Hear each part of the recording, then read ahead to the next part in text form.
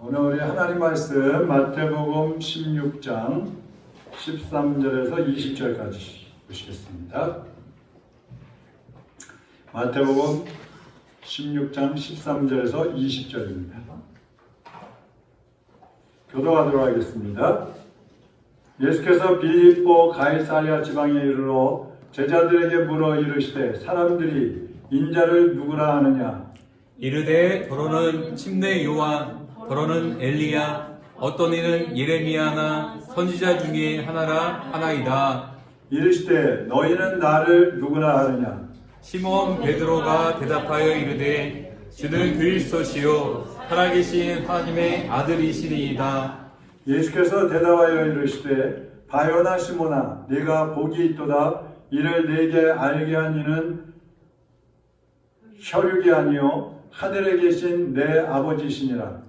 또 내가 네게 이르노니 너는 베드로라. 내가 이 반석 위에 내 교회를 세우리니 음부의 권세가 이기지 못하리라. 내가 천국 열쇠를 네게 주리니 네가 땅에서 무엇이든지 매면 하늘에서도 매일 것이요 내가 땅에서 무엇이든지 풀면 하늘에서도 풀리리라 하시고, 이에 제자들에게 경고하사 자기가 그리스도인 것을 아무에게도 이르지 말라 하시니라. 아멘. 오늘은 10번째 공부입니다. 교회의 승리와 우리의 승리, 이런 제목으로 같이 공부를 하도록 하겠습니다. 오늘은 교회에 대한 이제 말씀을 하게 되는데요. 오늘 말씀이 중요한 이유는 교회가 바로 서야 성도 개개인도 바로 설 수 있고 승리할 수 있다는 겁니다. 어느 교회든지 교회가 무너지면 그 교회에 속한 성도들도 다 영적으로 병들게 돼 있어요. 상처를 입게 돼 있어요. 그래서 교회가 건강해야 그 안에 있는 성도들도 다 건강한 것입니다. 근데 보통 이제 모든 성도들의 대부분 생각은 우리 교회는 건강하다. 우리 교회는 승리하고 있다. 이렇게 생각을 해요. 이단도 마찬가지예요. 이단은 그게 더 강하죠. 잘못되어져 있음에도 불구하고 그것을 모르고 있다는 얘기예요. 그러니까 모르고 있으니까 그 영이 어떻게 되겠어요? 더 병들고 죽어가겠죠. 그래서 교회가 든든히 서는 것. 우리가 다 힘을 모아서 교회를 든든히 세워야 하는 이유가 바로 그것입니다. 그래서 거기에 이제 초점을 두고 오늘 공부를 하도록 하겠습니다. 자, 주 예수님은 이 땅에 계실 때 우리 박 목사님 한번 해주세요. 주 예수님은 이 땅에 계실 때 목수, 직업이 목수이셨다. 그분은 틀림없이 많은 집을 지으시는 일에 참여하셨을 것이다. 그러나 그분은 가장 야심만만한 하나의 작업 계획을 가지셨다. 물론 그것은 그분의 교회를 짓는 일이었다. 이 교회는 우주적이며 무형인 구원 공동체를 의미한다. 지상의 교회들은 바로 이 우주적 교회의 비전을 성취하기 위한 모임들이다. 교회야말로 그분의 구속 사역의 유일한 핵심 공동체이다. 자, 교회가 하는 일이 뭐예요? 교회의 핵심적인 일이 뭐라 그랬어요? 구속 사역, 구원 사역을 하는 것이 교회라는 것입니다. 그래서 예수님은 이 땅에 교회를 세우러 오신 거예요. 교회. 물론 성도들, 죄인들을 구원하기 위해서 오셨지만 그 과정에 교회를 세우셔서 예수님이 떠나신 이후에도 교회를 통해서 이 구원 사역이 계속될 수 있도록 하기 위해서 예수님이 오셨다는 것입니다. 그래서 교회는 두 가지로 나뉘는데, 하나는 지역마다 세워져 있는 교회, 그것을 유형교회라고도 하고, 형태가 있다는 말이죠. 유형교회라고도 하고, 이제 지역교회라고도 합니다. 또 하나는 전 세계의 모든 믿는 사람들을 하나로 보는 우주적인 교회가 있어요. 이것을 무형교회라고 합니다. 형태는 없다 이 말이에요. 사람이니까 믿는 사람의 모임이기 때문에 형태는 없지만 전 세계에서 예수 믿는 모든 사람은 하나라는 거예요. 예수님 안에서 한 교회라는 겁니다. 그러니까 교회들이 사실은 서로 막 경쟁하고 서로 이간질하고 서로 막 이렇게 교인들 끌고 가고 이거 안 되는 거예요. 모든 교회가 하나인데 그것을 하나로 생각하지 않고 지역적인 교회로만 생각을 하는 거예요. 지역교회. 그러니까 우리 교회 있고 우리 교회가 아닌 교회들은 다 남의 교회. 이렇게 생각을 하고 있으니까 서로 경쟁도 하고 싸우기도 하고 뭐 빼앗아가기도 하고 막 어떤 사람들은 표현하기를 도둑질해간다. 성도 도둑질. 그런 현상들이 막 벌어지는 거죠. 자, 계속 읽어보세요. 세계 복음화를 위한 주님의 방법은 교회를 세우는 일이다. 그러므로 대적 마귀의 모든 전략의 핵심 또한 교회를 흔드는 일이다. 그러나 본문에서 우리 주님은 음부의 권세가 이기지 못하리라고 언약하신다. 교회의 승리를 지켜나가기 위해 우리가 지향해야 할 교회의 상은 어떤 것일까? 그러니까 교회를 주님이 세우려고 하시는데 반면에 마귀는 교회를 무너뜨리려고 그러는 거죠. 그러니까 언제든지 교회를 잡아 흔들기 위해서 마귀는 가진 노력을 다 쓰는 거예요. 그러니까 이거 보면요, 교회를 흔드는 사람, 교회의 문제를 일으키거나 모든 사람 이제 교회에서 어떤 문제를 일으키고 나가거나 아니면 교회에서 막 분열을 일으키는 사람들 치고 자기가 잘못했다고 하는 사람 하나도 없어요. 저 사람이 잘못됐고 저 목사가 잘못됐고 저 장로가 잘못돼서 그런다 이렇게 얘기하면서 분열시키고 싸우고 혹은 딴 교회로 가고 그러잖아요. 근데 사실은 그게 사탄의 도구가 되는 거야. 그 순간에 사탄에게 붙잡혀가지고 도구가 되고 있다는 거예요. 그래서 교회를 넘어뜨리는 역할을 하고 있는 것은 아무리 정당한 이유를 댄다고 하더라도 그것은 사탄의 도구입니다. 왜냐하면 하나님은, 예수님은 교회를 세우기를 원하시지 넘어뜨리기를 원하시지 않거든요. 그래서 우리가 그 부분은 명심을 해야 돼요. 교회에 대해서 심판을 하시거나 징계를 하시거나 그건 하나님이 하시는 것이지 사람이 잘못됐네, 잘됐네, 옳으네, 그르네 이렇게 판단해가지고 교회를 함부로 여기면 안 되고 또 뒤에도 나오겠습니다만 교회의 어떤 재산을 교회의 재산을 내 것처럼 사람의 것인 것처럼 그렇게 취급을 해가지고 또 돈 문제를 일으키고 교회 재정 혹은 교회 재산 이런 걸 가지고 서로 막 나눠 갖는다든지 분열해 그 싸운다든지 이런 것은 절대로 하나님이 기뻐하시는 것이 아니고 마귀의 도구가 되는 길이라는 것입니다. 자, 그러면 교회를 승리하게 하기 위해서 우리는 무엇을 해야 되는가? 우리가 뭘 해야 되겠어요? 자, 거기 밑에 이제 신앙 고백이 분명한 교회. 자, 박 목사님 또 읽어보세요. 시몬 베드로가 대답합니다. 주님이 이 반석에 대해서 주님이 이 반석 위에 내 교회를 세우리라 18절에 말씀하실 때에 이 반석은 일반적으로 개신교 신학에서는 16절의 이 신앙 고백으로 이해되었다. 그러니까 이 반석 위에 할 때 이 반석이라는 것은 우리가 16절에 보면 베드로가 주는 그리스도시요 살아계신 하나님의 아들이십니다. 이렇게 신앙 고백을 하잖아요. 그 신앙 고백 그 자체를 반석이라고 하는 거예요. 그러니까 교회는 신앙 고백 위에 세워진다 이 뜻입니다. 계속 이 신앙 고백은 곧 주 예수님은 그리스도시요 살아계신 하나님의 아들이십니다 라는 고백입니다. 이 베드로의 신앙 고백을 듣고 17절에서 주님은 얼마나 기뻐하셨을까? 자, 17절 보이 있습니까? 같이 한번 읽어볼까요? 예수께서 대답하여 이르시되 바요나 시몬아 내가 복이 있도다. 이를 내게 알게 하는 이는 혈육이 아니요 하늘에 계신 내 아버지시니라. 여기 바요나 시몬아 이 말은 요나의 아들 시몬아 이 뜻이에요. 바라는 것은 누구누구의 아들 이런 뜻이에요. 그러니까 예수님이 지금 베드로가 16절에서 주는 그리스도시요 살아계신 하나님의 아들이십니다 이렇게 고백을 하니까 예수님께서 뭐라 그래요? 베드로야 이거 네가 지금 그 신앙 고백을 했는데 그 고백을 할 수 있도록 너에게 알려주신 것은 하나님 아버지가 알려주신 거야. 네가 아는 게 아니라 하나님 아버지가 알려주신 거야. 그러면서 칭찬하는 거예요. 여러분 내가 어떤 일을 했는데 우리는 자칫 잘못하고 이거 내가 잘한 거야. 내 신앙이 좋은 거야. 내가 수고한 거야. 이럴 수 있잖아요. 근데 그것보다 더 영광스러운 것은 하나님에 의해서 내가 쓰임받고 있다는 거야. 그러니까 바른 신앙 고백이라는 것은 하나님이 가장 기뻐하시는 것입니다. 주는 그리스도시요 살아계신 하나님의 아들이십니다. 이게 복음 신앙 고백의 핵심이에요. 핵심. 예수님은 누구라고요? 그리스도시요. 그리스도라는 것은 구원자이시라 이 말이에요. 구원자. 살아계신 하나님의 아들이십니다. 이것이 확실한 신앙 고백인 거예요. 요거 여러분이 믿음 있느냐 없느냐 할 때 이것을 잊어버리면 절대로 안 되는 겁니다. 자, 오늘날 또 읽으세요. 오늘날 교회의 무력증과 취약성은 본질적으로 교회가 되지 못한 데 있으며 그것은 결국 교회가 신앙 고백을 상실했기 때문이라고 할 수 있다.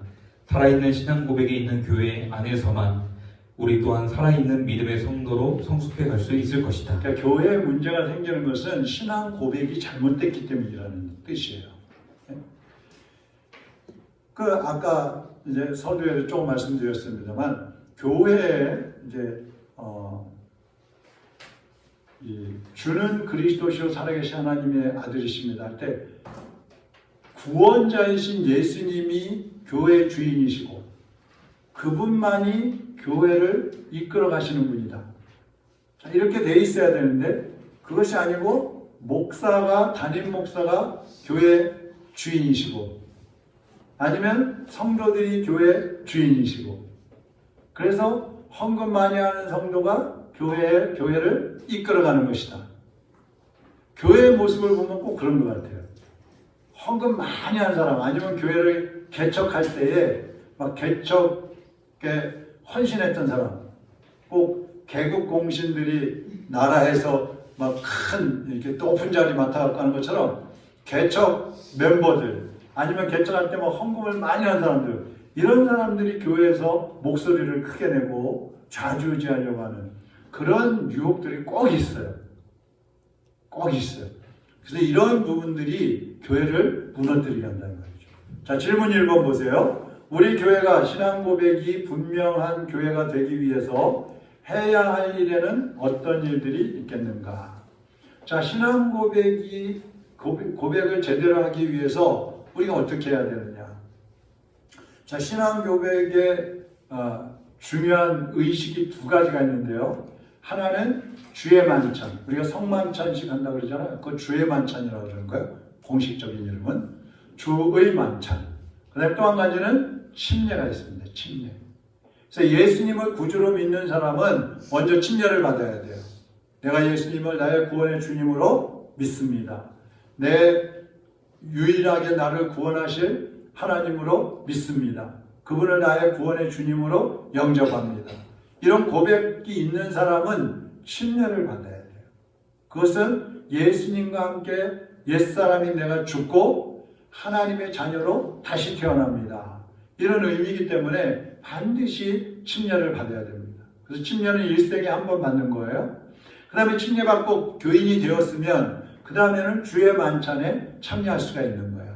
성만찬식, 주의 만찬식을 할 때 예수님의 몸과 예수님의 피를 먹고 마신다. 여기에 이제 나도 신앙을 고백했기 때문에 동참할 수가 있게 된다 이 말이죠. 그래서 교회의 신앙 고백의 그 예식은 두 가지. 첫 번째 뭐라고요? 주의 만찬. 그 다음에 침례. 이 두 가지가 있어요. 이거에 참여하지 못하는 사람은 조금 뭐라 그럴까요? 좀 불쌍한 사람이에요.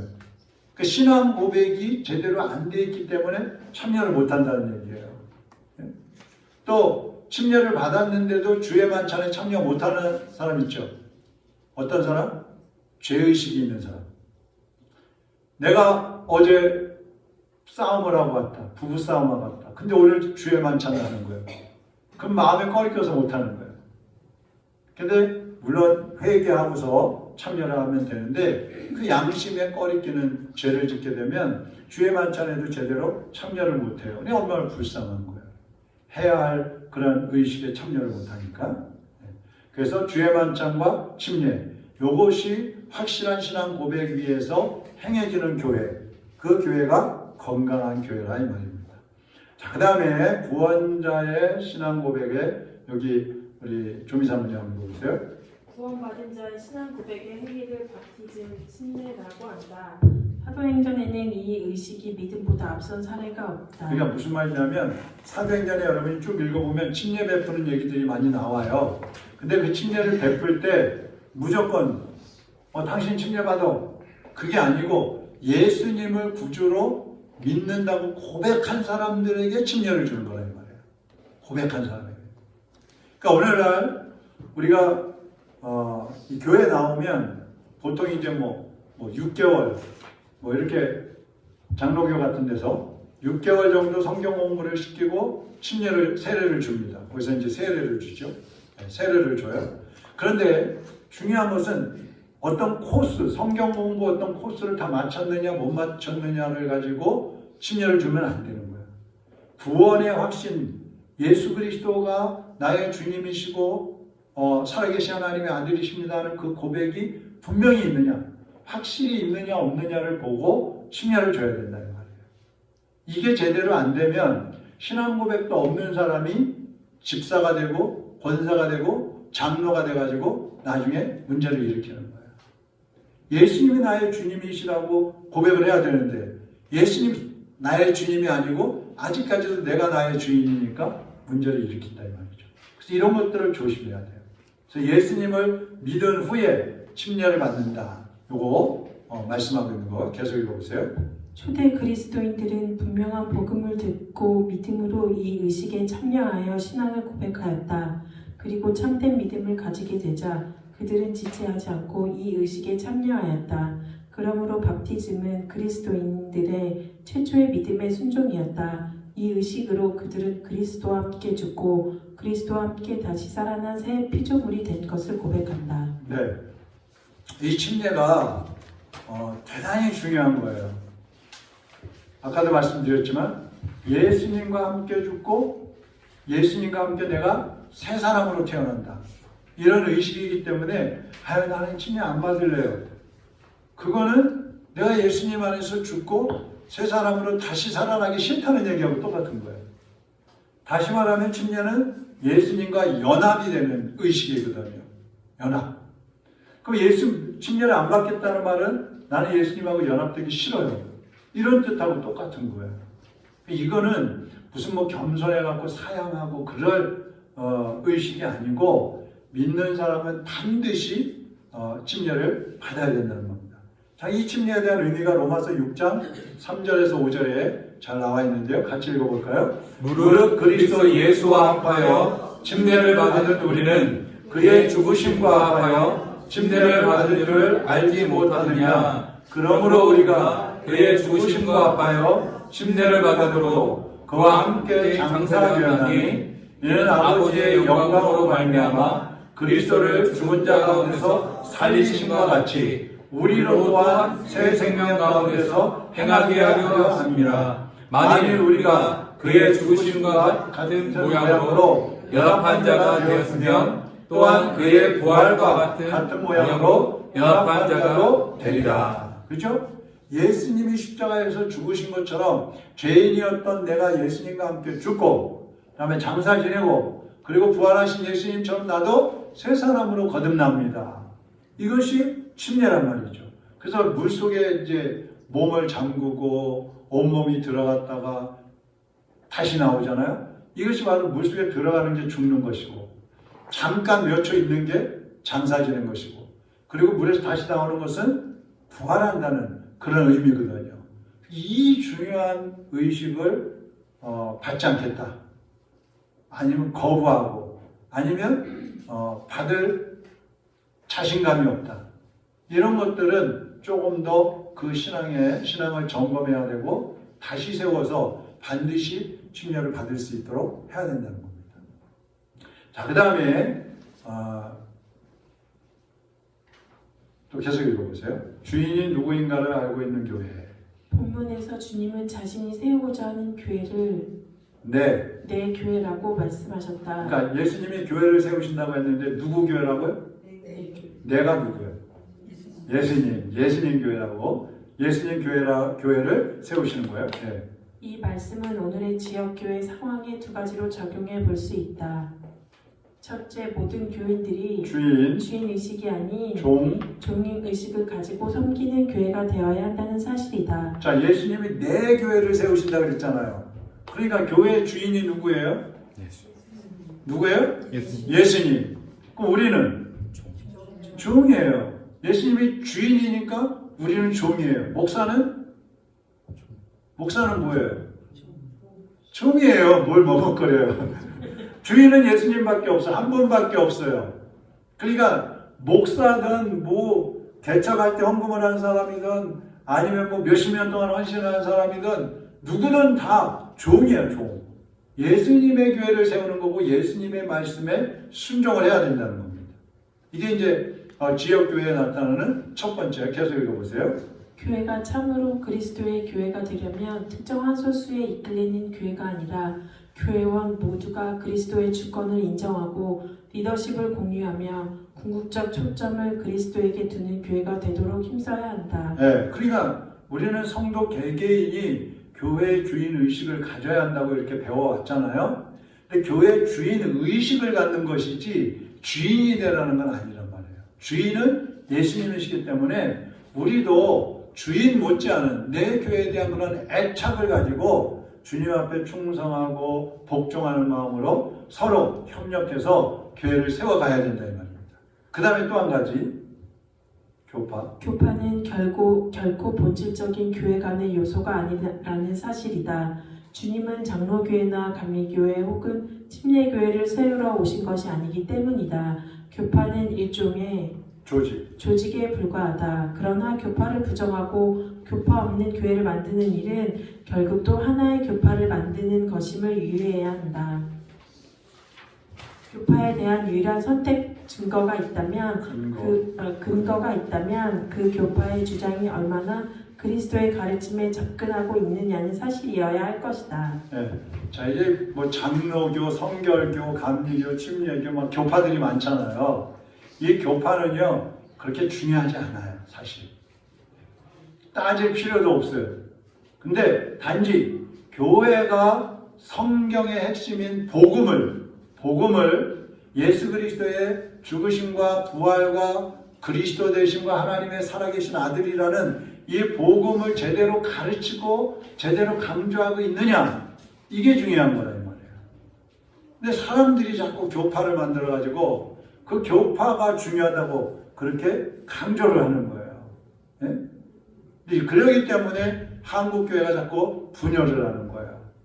한국교회가 이렇게 서로 연합 활동을 하는 단체들이 여러 개가 있는데, 뭐 처음에는 한국 기독교 총연합회도 있다가 니네 잘못하고 있어 그러니까 우리가 나와서 새로 만들 거야 그래갖고 뭐 한국 교회 연합회도 만들었다가 또 한국 교회 뭐 총연합회도 만들었다가 무슨 뭐 장로교 연합회 뭐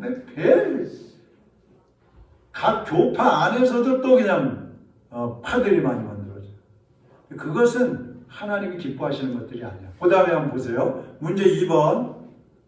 고린도전서 1장 12절 13절에 따르면 우리의 교파관은 어떻게 정립될 수 있는가 그랬어요. 자, 거기 성경 있나요? 네. 고린도전서 1장 12절 13절 읽어보죠. 시작. 내가 이것을 말하거니와 너희가 각각 이르되 나는 바울에게, 나는 아볼로에게, 나는 게바에게, 나는 그리스도에게 속한 자라 한다는 것이니 그리스도께서 어찌 나누었느냐? 바울이 너희를 위하여 십자가에 못 박혔으며 바울의 이름으로 너희가 침례를 받았느냐? 자, 이게 뭐냐면 고린도 교회가 파가 나눠졌잖아요. 여러분 아시는 것처럼 나 베드로파 줄 서, 나는 바울파 피아노 쪽으로 앉아, 나는 그리스도파 가운데 앉아. 막 나눠진 거예요. 여러분, 그러니까 그리스도가 어떻게 나뉘었느냐 이렇게 바울이 얘기하잖아요. 어떤 사람은 예수님 팔 붙잡고 있고, 어떤 사람은 예수님 다리 붙잡고 있고, 어떤 사람은 예수님 몸통 붙잡고 있고, 그러면서 우리가 최고야, 우리가 최고, 이런 거하고 똑같은 거예요. 그러니까 어떤 이유에서든지 나눠지는 것은 주님이 싫어하시는 거예요. 싫어하시는 거예요. 근데 사람들이 자기 주관적인 어떤 성경 해석을 해가지고 성경에 보니까 그동안 해석했던 거 잘못됐어. 요거는 요거야. 조금 달라. 그래갖고 조금 다르다고 나눠져가지고 다른 교파를 만들어요. 그 또 다른 데서 또 보니까 야 니네가 해석한 거 달라 이거야. 또 나눠. 사실 교파가 다 그러해갖고 나눠진 거예요. 그러니까 거기에 뭐가 들어갔어요? 인간적인 생각 그리고 사람들이 어떤 그 명예욕이 있어요. 명예욕. 그래서 교파를 만들어 가지고 내가 총회장한다. 내가 신학교 만들어 가지고 학장한다.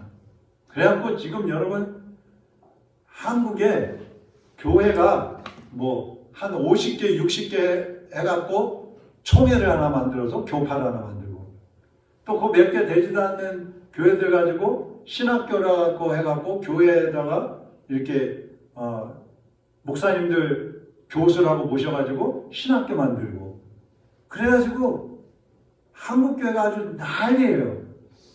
뭐 1년 반 되면은 1년 반 신학교라고 해갖고 다니면은 목사 안수 주고 그것도 1년 반 매일 다니는 것도 아니고 일주일에 한 번 어려에 가서 공부해가지고 1년 다니면 학부 4년 졸업한 거하고 똑같이 쳐주고 6개월 더 다니면 대학원 3년 다닌 거하고 똑같이 쳐주고 그래갖고 목사 안수 주는 거예요. 그런지 그런 목사들이 나와가지고 뭘 하겠어요. 그러면 또 서로 이제 자기들 교파 키워야 되니까 또 막 사람들 영입해가지고 또 우리 교파로 오라 우리 교파로 교파 막 키워가는 거예요. 정말이요 이게 부끄러운 얘기지만 한국교회의 실상이 지금 그래요. 그러니까 제 주변에도 그렇게 돼서 그렇게 해서 목사 된 사람들이 몇 명이 있어요. 이거는요 하나님 기뻐하시는 방법이 아니에요. 정말 우리가 아까도 말씀드렸지만 중요한 것은 교파가 아니라 복음의 핵심을 가르치느냐 핵심을 강조하고 있느냐 그거를 봐야 된다는 것입니다. 그 다음에 비전을 갖고 자라나는 교회 우리 박순열 시사님 읽어보세요. 본문에서 내 교회를 세우리니 세우리고 선언하실 때 주께서는 미래를 향한 그분의 비전을 피력하신 것이라 할 수 있다. 엄격하게 말하면 그리스도를 머리로 한 신약교회는 그리스도가 이 땅에 오심으로 시작되어 오순절날 유대인과 이방인 사이의 벽을 넘어선 구원받는 이들의 우주적 교회로서 탄생하였으며 주님이 다시 오실 때 완성될 것이다. 이 교회는 마침내 그리스도의 영광스러운 교회 영광스러운 교회로서 티나 주름 잡힌 것이 없이 주님 앞에 세워질 것이다. 그러니까 교회는 처음에 예수님이 오셔서 시작이 되고 그리고 그 교회들이 이제 예수님이 재림하실 때에 완성이 되는 거예요. 그럼 그때까지는 어떻게 돼야 되느냐? 교회들이 연합을 해야죠. 거기 에베소서 5장 27절 같이 한번 읽어보겠습니다. 자기 앞에 영광스러운 교회로 세우사 티나 주름 잡힌 것이나 이런 것들이 없이 거룩하고 흠이 없게 하려 하십니다. 주님은 영광스러운 교회를 세우기를 원하시잖아요. 그러면 교회가 바로 서 있으면 세상 사람들로부터도 칭찬을 받아요. 영광스러운 교회가 될 수 있어요. 근데 교회가 잘못되면 세상 사람들로부터 욕을 얻어먹는 거예요. 네? 개독교 그런 소리를 듣고 교회를 존경하는 마음이 없어지고 목사를 목사처럼 여기지 않고 성도를 성도답게 인정하지 않는 거예요. 그런 현상이 우리나라에도 이미 이루어졌고 지금도 더 퍼져가고 있는 거예요. 그래서 이것은 모두가 우리의 잘못입니다.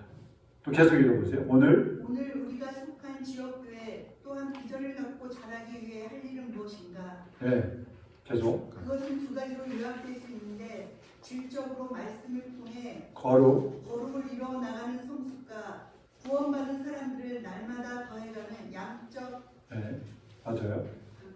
성장을 지속하는 일이라 할 수 있다. 네. 그러니까 거룩해져 가는 것, 이건 질적인 성장이라고 하겠죠. 그 다음에 양적, 숫자적으로 늘어나는 것을 말하는 거예요.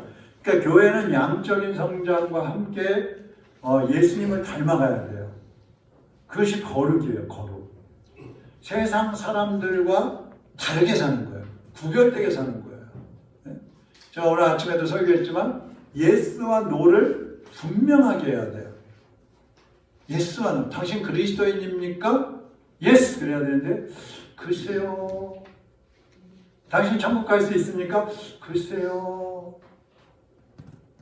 당신 사는 모습을 보니까 그리스도인답지 않은데요? 그래도 난 교회 다니는데요. 그래, 예스와 노가 불분명하면은 이게 중간은 없어요, 근데. 불분명하다는 것은 사실은 세상 쪽으로 치우쳐 있는 거예요. 예수님께 치우쳐 있는 사람은 예스와 노가 확실해요. 그래서 세상 사람들과 구별된 삶을 사는 거예요. 구별된. 이것이 주님이 세우고자 하는 교회라는 말이죠. 질문 3번입니다. 같이 읽어보죠. 우리 교회가 자라나기 위해서는 내가 기여해야 할 일에는 무엇이 있을까? 자, 우리 교회가 성장하기 위해서 내가 할 일이 뭐냐 이 말이에요. 첫 번째, 우리 교회의 질적 성장을 위해서 내가 할 일은 뭐냐? 우리 교회가 거룩하고 예수님을 닮아가기 위해서 우리 여러분이 할 일은 뭐예요? 배우고 가르치는 일에 힘써야 돼요.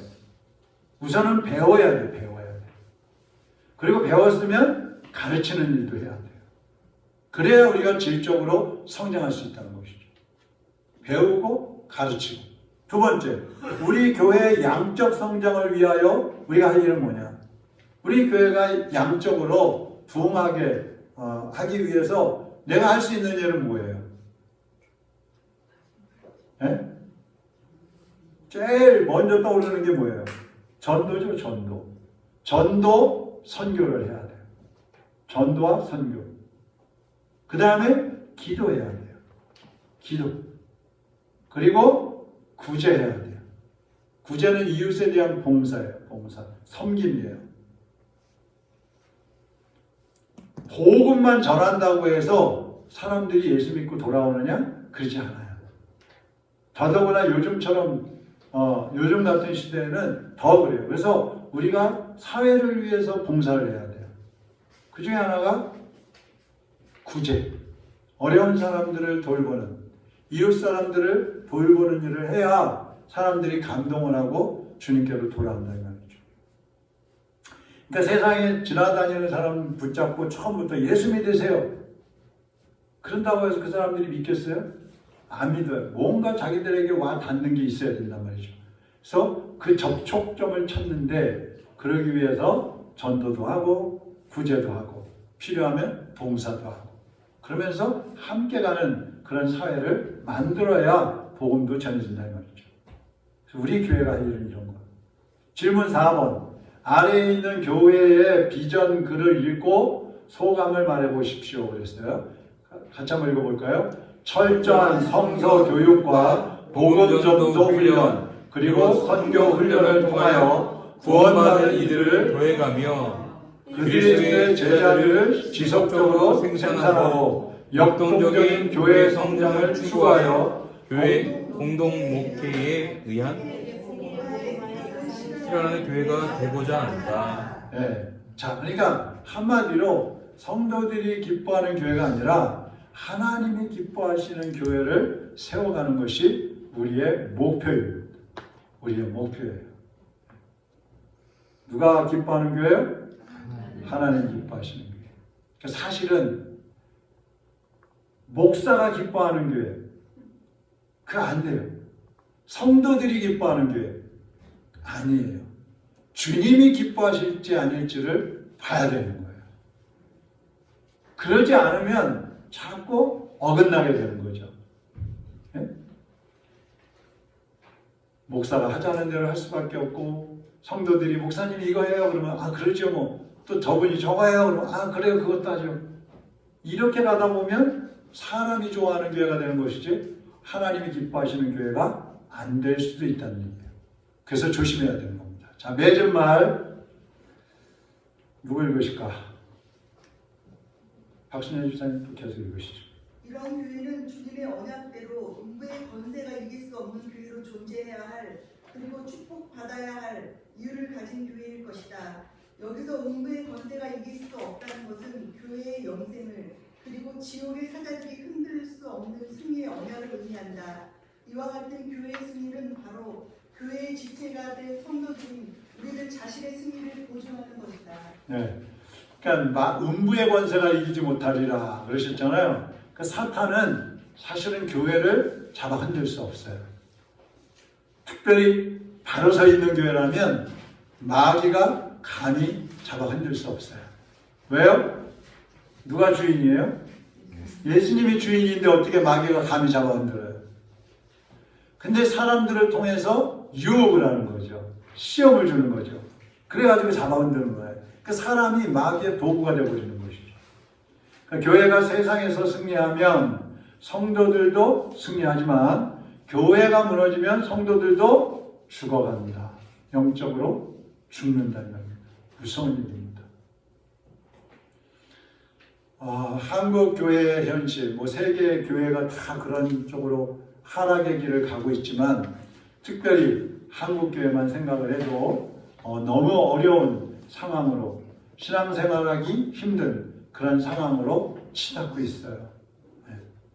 미국 교회가 유럽과 미국 교회가 이렇게 무너져가는 이유 중에 하나가 성도들이 맞벌이를 하는 것이 이유 중에 하나였다고 그래요. 왜요? 교회를 못 나오는 거예요. 주일날 일을 하기 때문에 교회를 못 나오는 거예요.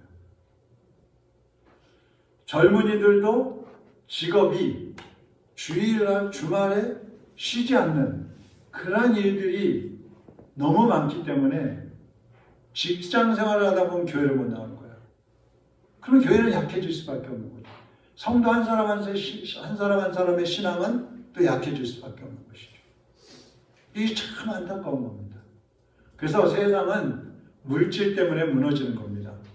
하나님과 돈, 이 사이에서 우리는 어떻게 해야 될 것인가? 우리는 어느 쪽으로 가야 될 것인가?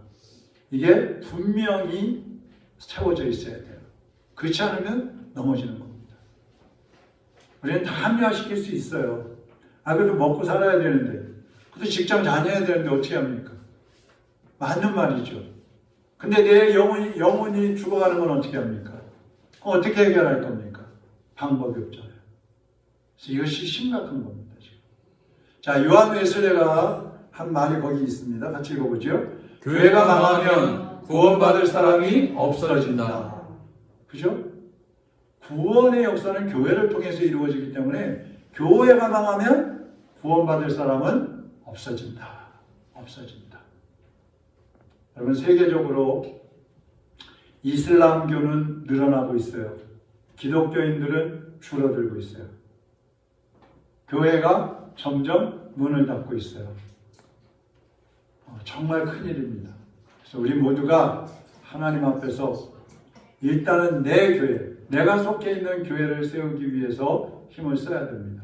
그래서 내 교회가 든든해지면 또 우리 교회를 통해서 다른 교회를 세워갈 수 있는 여력이 생겨난다 이 말이죠. 자, 그래서 오늘은 교회와 우리 개인의 신앙과의 관계에 대해서 함께 나누었습니다. 혹시 질문이 있습니까? 자, 우리 뭐죠? 사명. 주제곡. 네, 주제곡 같이 찬양하겠습니다. 주님이 홀로 가신 그 길 나도 따라가 모든 물과 비를 흘리신 나 길을 나도 가오 험한 산도 나는 괜찮소 바다 끝이라도 나는 괜찮소 죽어가는 저들을 위해 나를 버리기 하나오 아버지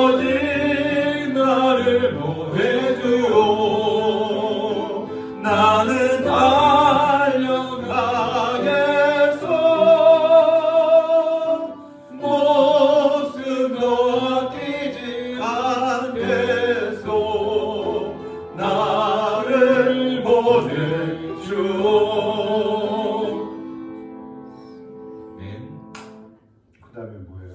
세상이 나를 배우고 세상이 나를 세상이 나를 미워해 나를 사랑하겠소. 나를 사랑하겠소.